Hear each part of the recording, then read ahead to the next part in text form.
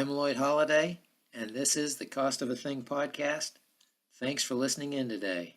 The cost of a thing is the amount of time that you must spend working to buy the things that you want and need. And that directly determines your standard of living. And the American standard of living is what this podcast is all about. And I will be discussing anything that affects our standard of living, especially those things that affect it in a negative way.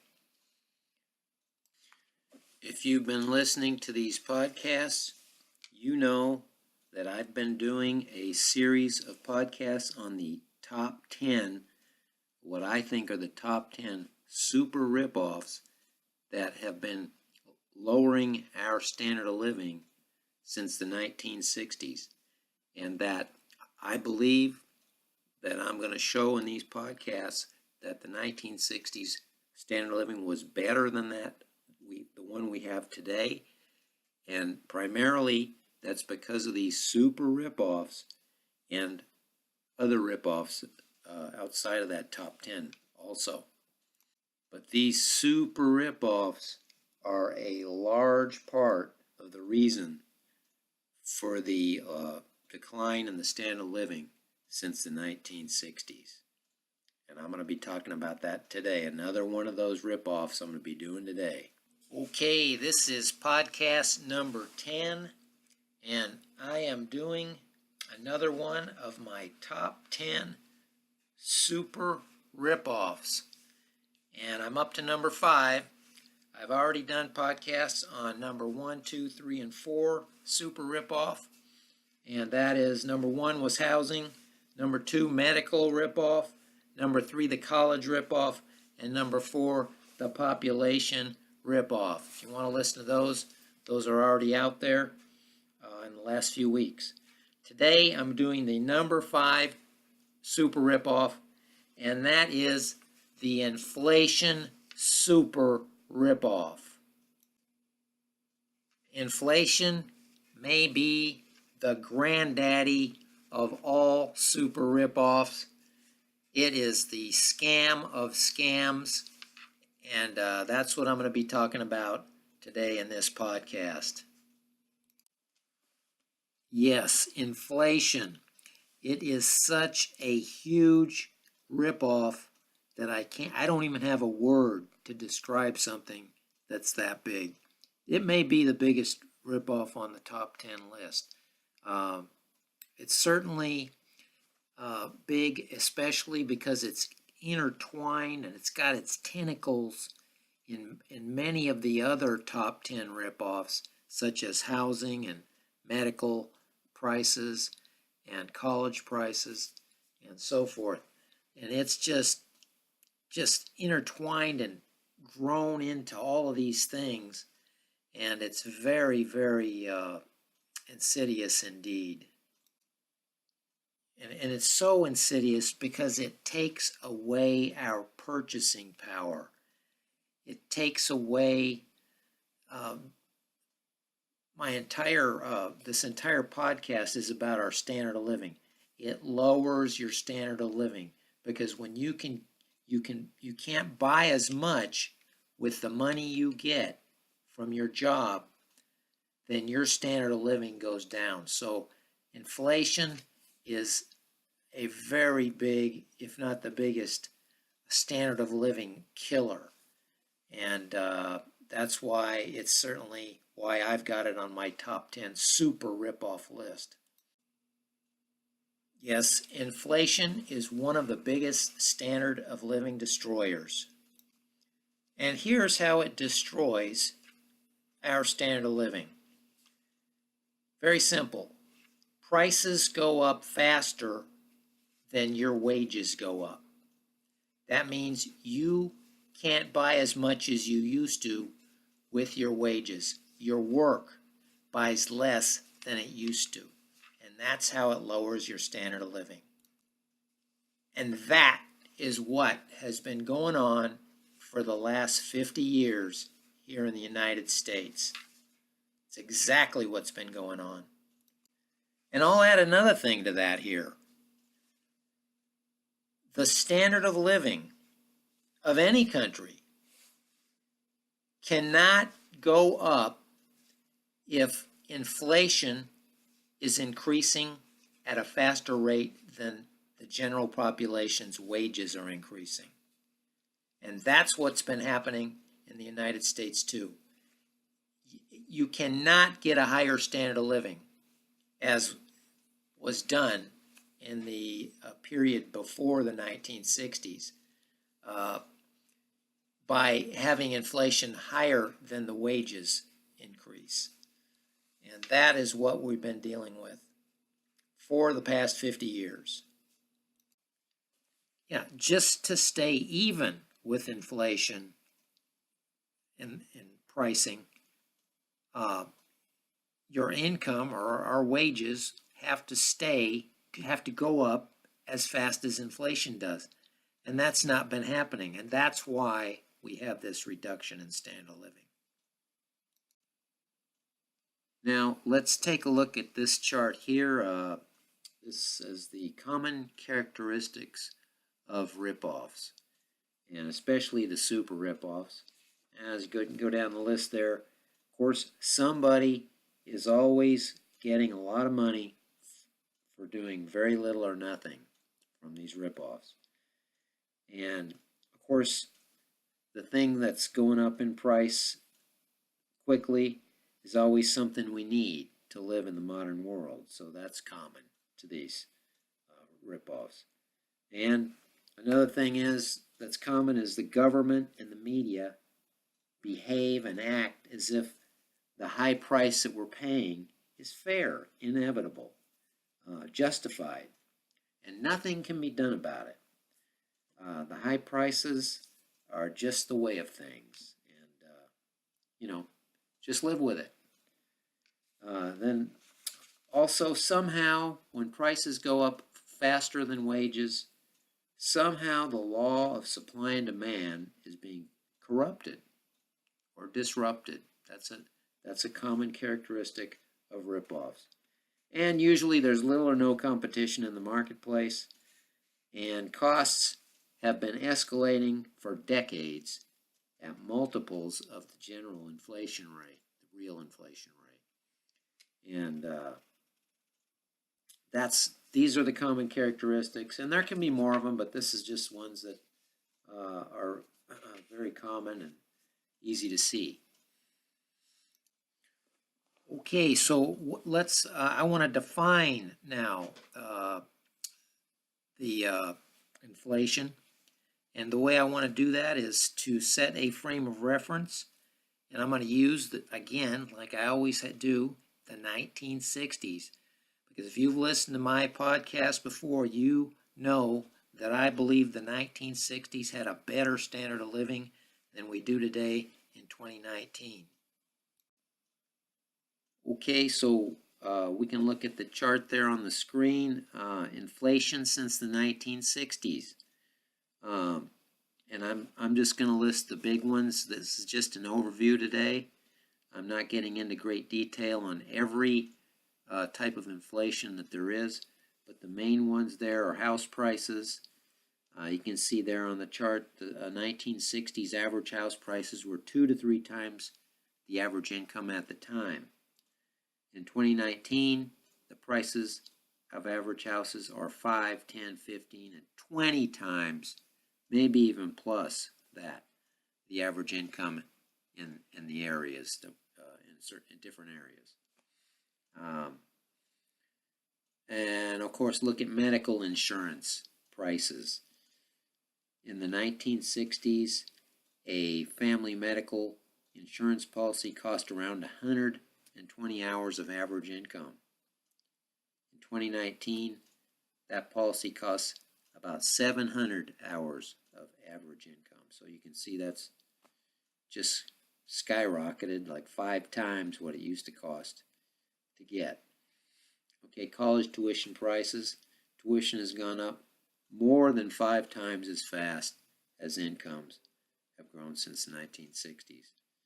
And like I say, this is just an overview. I'm not going to get into every type of inflation like food and energy, insurance, but I'm going to get into every detail of those in future podcasts.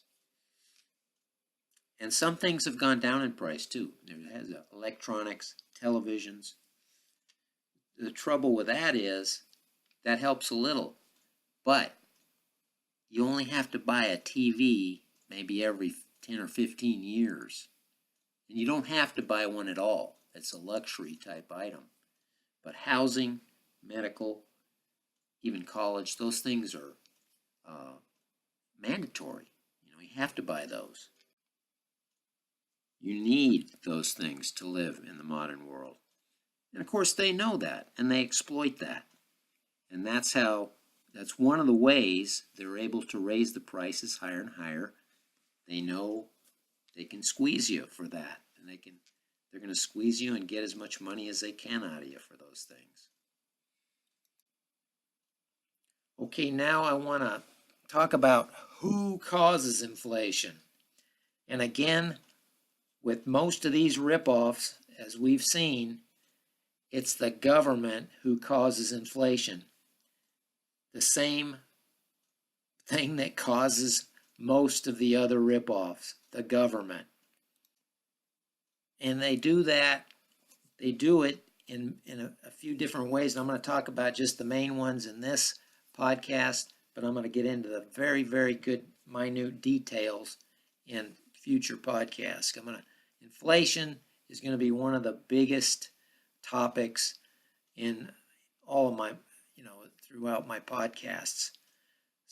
But today I'm just going to talk about the main ways that the government causes inflation, and they do it through the Federal Reserve is one of the main ways they do it. And it's through keeping interest rates too low and through printing money. They print money that's not there, and it gets into the system, and that causes inflation. So no work was done for the money, but it's yet spent into the system. So it gets out there and it dilutes the other money that's out there that we get from working, and causes inflation. Prices go up. And another thing that the government does, of course, that causes inflation, of course, is through their budget, their annual budget deficit. Right now, it's like $1 trillion+ per year. That money that they borrow, and a lot of times they're borrowing it from the Federal Reserve itself, which is like borrowing money from yourself, which is another scam. But when that $1 trillion+ goes out there and starts buying things in the economy, it drives up prices because that's money that was never worked for. It's supposedly borrowed.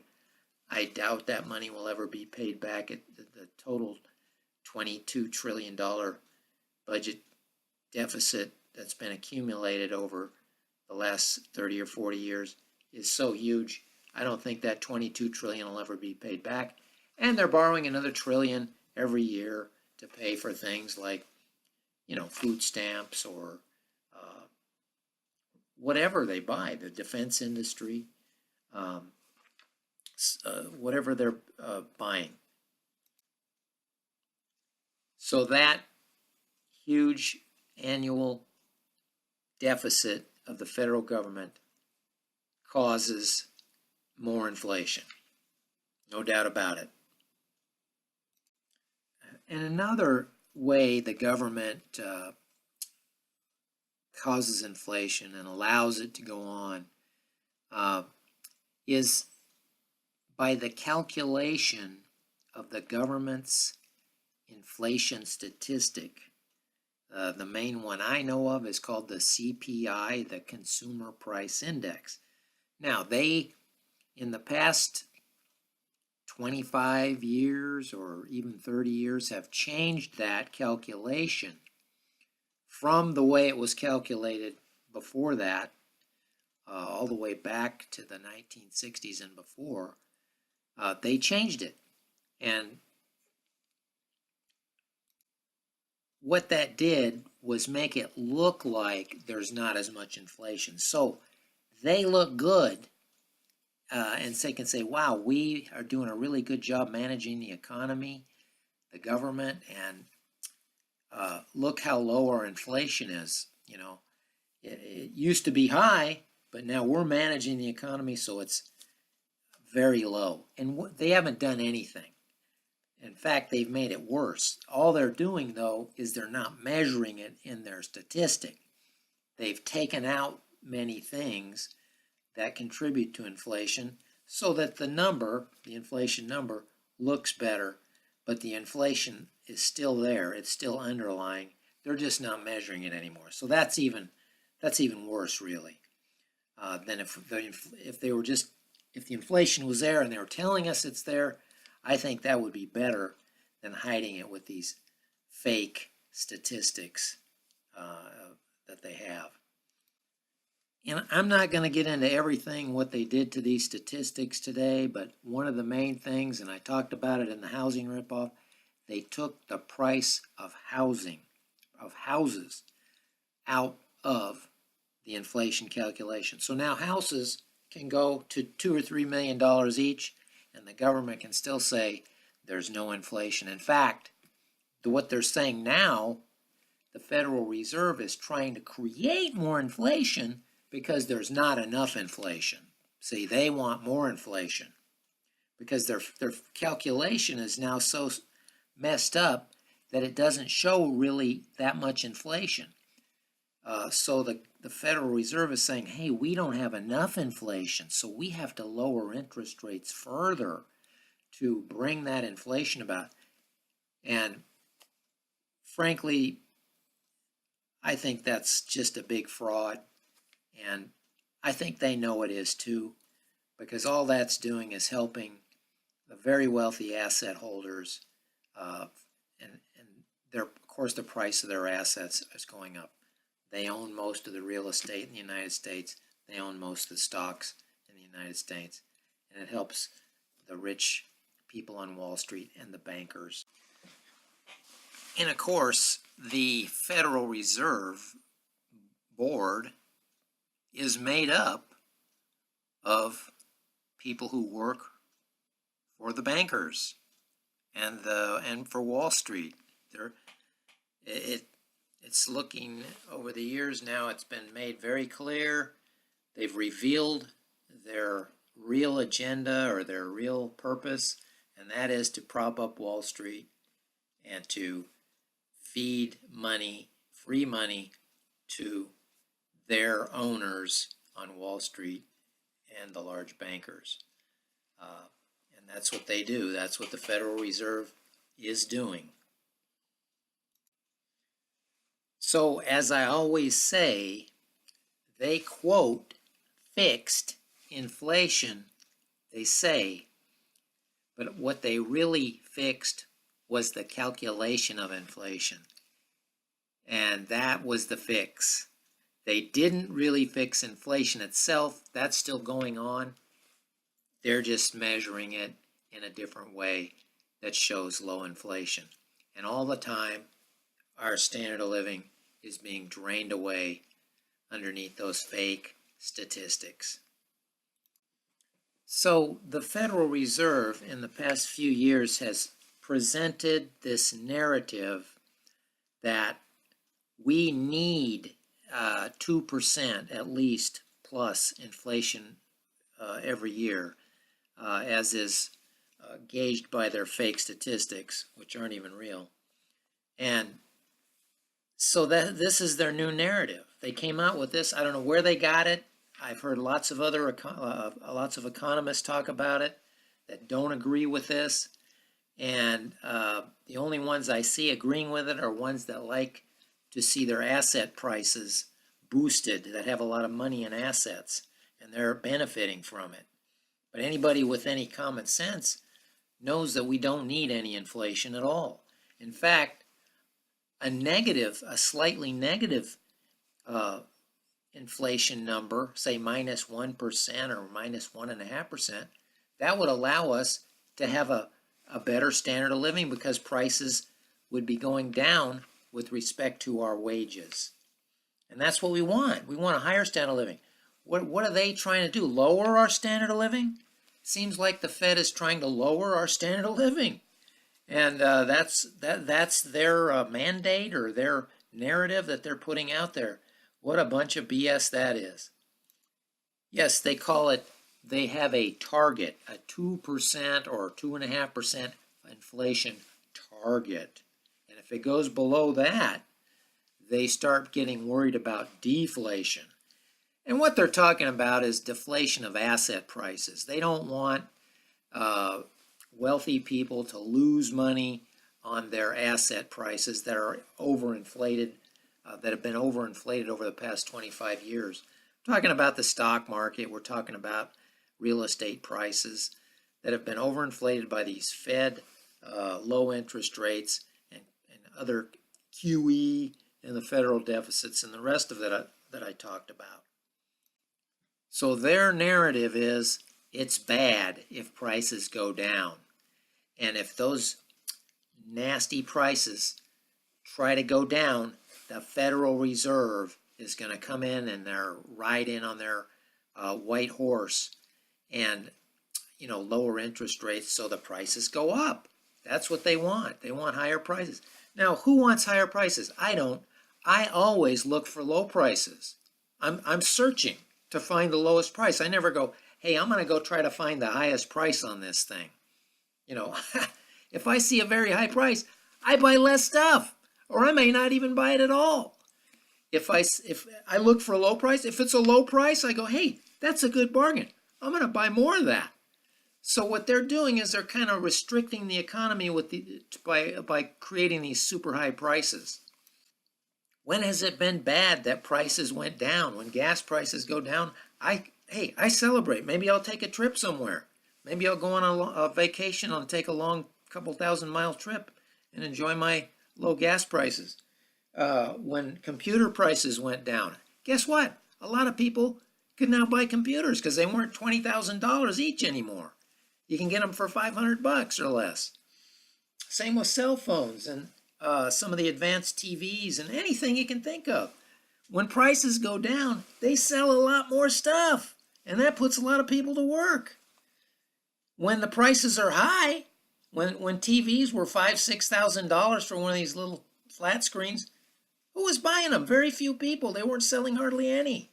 So the whole narrative of the Fed, to me, is just total false, and it's all based on the fact that they want asset prices to go up for a certain very wealthy class of Americans on Wall Street and corporations and so forth that benefit from this kind of thing. Bankers, they benefit from high asset prices because it's an easy way to make money.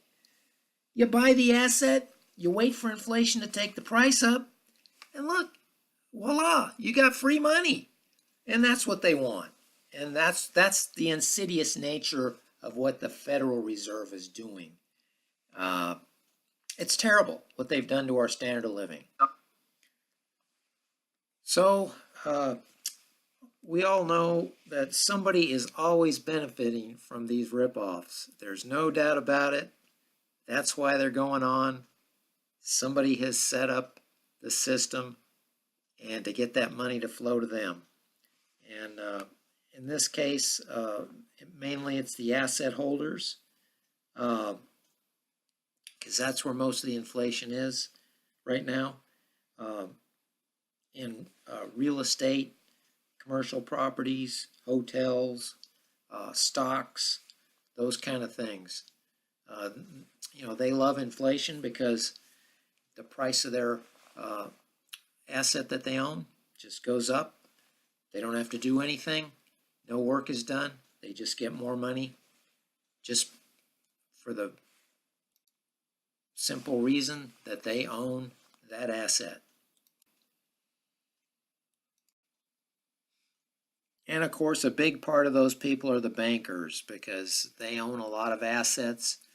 They buy stocks now. They buy houses. They buy all kinds of real estate, commercial real estate. And the bankers benefit from this because the prices go up, and then people that they loan money to, the bankers also benefit from that because it makes the loan less risky when the value of the asset is higher, and also then they can borrow more money against that property from the bankers, and they benefit that way. So this is their scam of choice. Those are the beneficiaries, and this is their scam of choice. This is how the wealthy beneficiaries of inflation funnel free money to themselves. And I'm talking trillions and trillions of dollars have been funneled to them. Money that was never worked for, nothing was done for it. It came from inflated asset prices that were inflated through this scheme, this purposely created scheme. And this is the big one. This is the way they do it. If everybody wondered, how do the wealthy get even wealthier? This is how they do it. They get money for free for doing nothing through asset price inflation. And it's all purposely done by the government. Probably the government has been lobbied by these people. They're very powerful and have a lot of money, and they've set up the rules so that this is what happens, and this is what's been going on for probably 50 years now, for the most part of that 50 years period from today back into the 1960s. I like to cite my own quote on this, and that is out of my book, The Cost of a Thing, and that is, most of the money gotten in the United States today is got for doing nothing, not a damn thing. Let me just give a couple of examples of how this works for these very wealthy people. Well, say someone buys a hotel, for instance, for $2 million or something of that amount. And then they operate that hotel, and they're paying, the loan on the hotel over the years. And over the years, inflation goes up. Of course, real estate inflation is very high.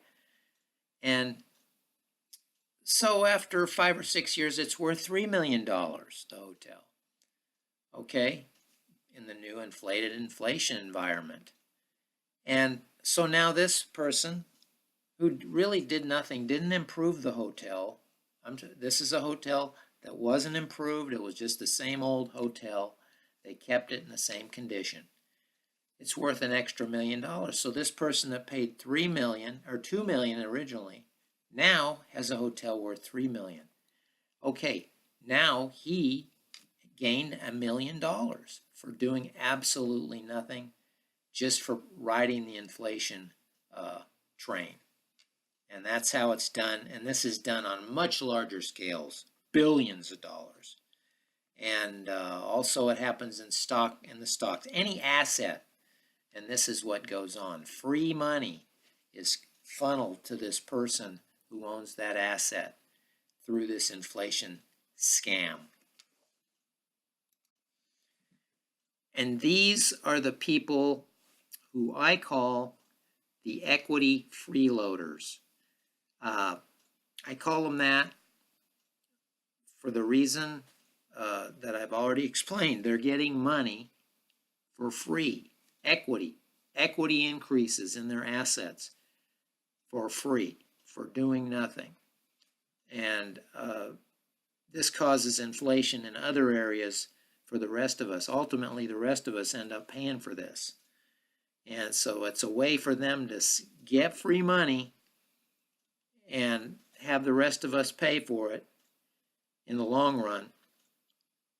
And they just freeload off that system. And that's what's been going on. You wonder, you see these rich guys, well, how does he get so rich? He must be just a super hard worker or just a brilliant he executes his business deal so well that he just gets so super rich from it. And, there is some work and that going on in there. They're not just, they're probably doing some work. But a lot of their money comes from of these equity freeloaders comes for free in this way. And how do the rest of us pay for this money that the equity freeloaders get for doing nothing? Well, they get that free money, and it's billions and trillions of dollars, and they spend it into the economy, and that drives up the prices. Money that was never worked for drives up prices. Money that is worked for keeps prices down because there's a product associated with that money. This money, there's no product associated with it. It just drives up prices, and all of us pay that higher price in the inflation of all the other goods that we buy. Those prices would stay much lower if there wasn't this equity freeloader money going on out there. And the Federal Reserve, they propagate this. They promote this equity freeloading. They don't call it equity freeloading. They call it the wealth effect. And they're trying to create this wealth effect. That's why they try to create inflation. There's not enough inflation according to them right now. Of course, it's been muted down through the fake statistics, so now they can say, well, we need even more inflation. Let's keep those interest rates really low, do some QE, quantitative easing, create more money out there to drive the prices up even higher.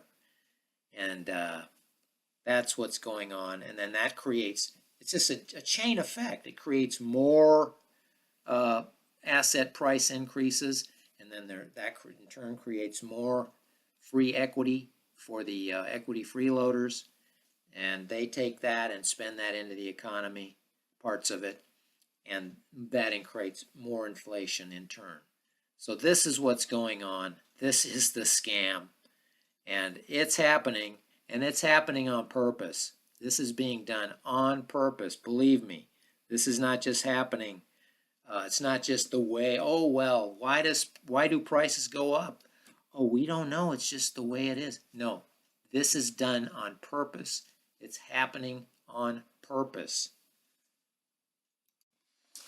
This equity freeloader money that they get for doing nothing is much like counterfeit money. It was just created out of nothing, and then it's spent into the economy. And so it dilutes, our money that we work for, we actually produce something to get our money from working or creating a service or whatever. And so we get money. Then our money now has to compete with that money, this free equity freeloader money that they get for doing nothing. So then our money is now diluted. And therefore, the work we do, the value of our work is diluted also. And that is the really deeply troubling thing here. It's like counterfeit money. And then I've noticed over the past years a few people who, just hapless beneficiaries of the inflation, probably never planned on benefiting from it, but they did. It's like I noticed some old guys I know, and I've known over the years, and at the end of their lives, they're 80 years old, 85, and all they got left is whatever that equity gain in their house was from the time they bought it, back in the 60s or 70s, until they passed away. And, they had a couple $100,000. And all that was, they didn't have any money in the bank. They didn't save any money. all they had was the difference in the price they paid for the house in the 60s or 70s and how much it's worth today. And that was it. That was all they managed to accumulate in their life. And I just find that a little sad, really. I mean, these people really didn't manage to save any money, put anything aside. Just whatever that house went up in value. And it just seems kind of strange. All they had at the end was that inflation money. That's it. And who loses from inflation? Well, it's the people who don't own assets, especially those who don't own their house. They just rent. The price of rent just keeps going up, and probably their wages aren't going up as fast, so they are losing their standard of living a little bit at a time through inflation. And all the other costs go up, food and gasoline and the electric bills, insurance, everything you have to buy goes up in price due to inflation. And if your wages don't keep up, which many times they don't, a lot of times that not only they don't keep up, but you may lose your job and then have to get another job which pays even less, and then you really are dropped down in your standard of living that way as the prices just continue to rise. They don't stop rising when you lose your job. And of course, as I've talked about, the working person loses the value of their work because their money they get from their work is diluted by this sort of counterfeit money that the equity freeloaders get that's spent into the economy. And then their dollars they get from working has to compete with those equity freeloader dollars. So all of us that work lose in that way too. And that's a big loss. And our standard of living goes down, down, down from that. Okay, and one more big loser who really loses from this inflation scheme are young people who are just coming on into their lives out of high school, out of college, and they're just starting to from scratch in life. They don't have a lot of savings. They don't have high-paying jobs, and they're coming in and going right into the teeth of these very high bubble propped, inflated asset prices, and they have to try to get in. And if they're living in these areas where that's happening, which is probably most areas now, they've got to either buy one of these overpriced houses for hundreds of thousands of dollars more than they would be valued at if this asset inflation scheme wasn't happening, or they have to pay these inflated rents, which are based on the values of these properties. So they're really getting hit as they come out of high school, out of college. And you see a lot of them living in multiple roommate situations, in small apartments. Some of them live in their vans now. I see young people living in their cars and vans to avoid these high prices. Some of them, many of them, a large percentage, I think I read 30% of 25 and to 35-year-olds who still live at home with their parents, some way or another, maybe in the basement or in a back bedroom or something like that. But they can't start households. And the good jobs of the past are not there to support that either. So they're really getting hit. And it's quite sad, and it's quite disgusting is what it is. And I really have a little anger toward this. This is really what it is. This is generational greed at its most evil, I think. It's my opinion. And, the previous generations bought their houses from their parents' generations for a fair historical price. And now they're holding these houses for, quote, ransom, and the houses that the younger generations need to raise their families, the Generation X, the millennials, and the younger generations after that. And I say this to all those people, stop ripping off the younger generations. Let's be fair with them, like the previous generations were to us. And all of this is why I call my podcast, my book, The Cost of a Thing. Because the cost of a thing, of course, is how much time you must spend working to get that thing that you want or need. And if you have to spend more time working to get that thing that you want or need than you used to have to spend working to get it, then your standard of living has gone down. And that is the whole basis for my podcast group here. And that's why I'm doing these podcasts, to illuminate that our standard of living has been going down since the 1960s.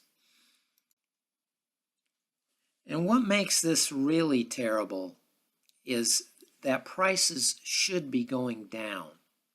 It should take less time working to buy the same things we used to for everything.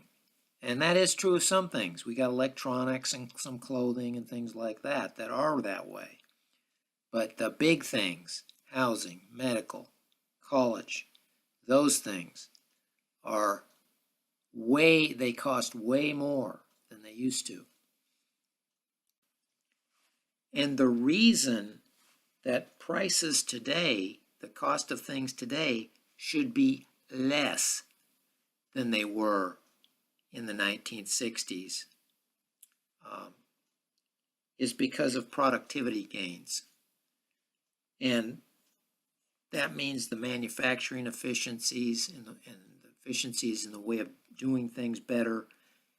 That's productivity. And that makes things cost less. It takes less people to make things, less people to do things.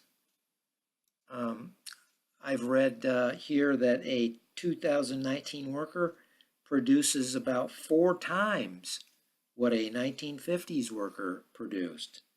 So today's worker should be able to buy 4 times what the 1950 worker did, and doing the same amount of work to get those things.